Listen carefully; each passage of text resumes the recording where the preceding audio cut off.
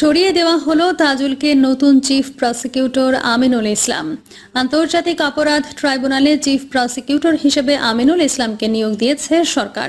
সোমবার সকালে এই সংক্রান্ত প্রজ্ঞাপন জারি করে আইন, বিচার ও সংসদ বিষয়ক মন্ত্রণালয়ের সলিসিটর মোহাম্মদ মঞ্জুরুল হোসেন স্বাক্ষরিত প্রজ্ঞাপনে বলা হয়, ট্রাইব্যুনালের মামলা পরিচালনার জন্য মোহাম্মদ আমিনুল ইসলামকে পুনরাদেশ না দেওয়া পর্যন্ত চিফ প্রসিকিউটর পদে নিয়োগ দেওয়া হলো।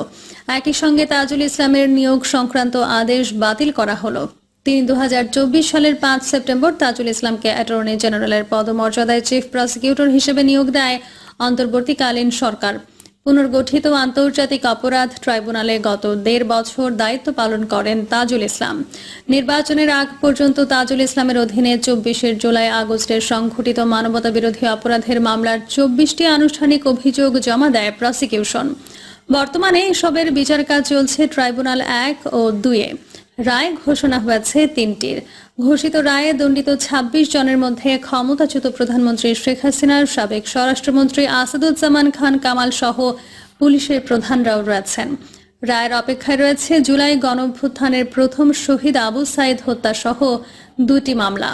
এরই মধ্যে আগামী 4 মার্চ ঘোষণা হবে রামপুরায় সংঘটিত মানবতা বিরোধী অপরাধের একটি মামলার রায়। এছাড়া আওয়ামী লীগ সরকারের শাসনামলে গুম নির্যাতনের মামলারও বিচার চলছে ট্রাইব্যুনালে। বিচারের মুখোমুখি হয়েছেন মেজর জেনারেল জিয়াউল আহসানও। আওয়ামী লীগের হেভিওয়েট বহু এমপি মন্ত্রীও এখন মানবতা বিরোধী অপরাধের মামলার আসামি।